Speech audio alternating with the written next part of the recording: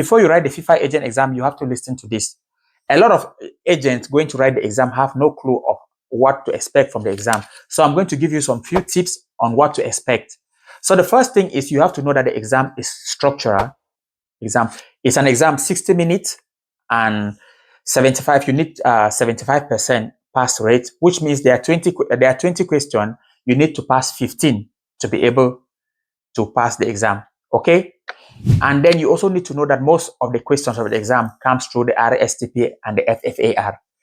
But of course, the exam is set, it's going to come from the entire book, but majority of the question comes from these two topics that I've said.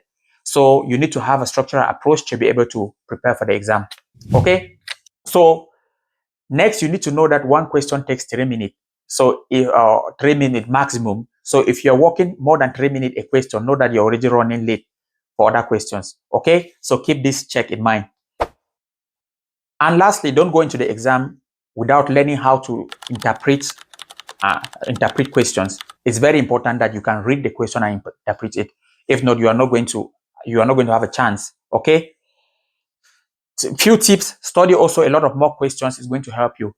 And finally, if you wish to write the exam and pass, I am hosting a course that starts on the 7th of April. If you're interested in things like this, click the registration link. I'm going to guide you from my experience of passing the exam.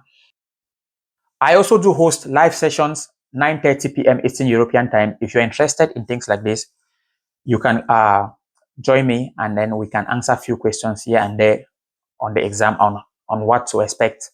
Okay, take care and talk to you later. Bye for now. Cheers.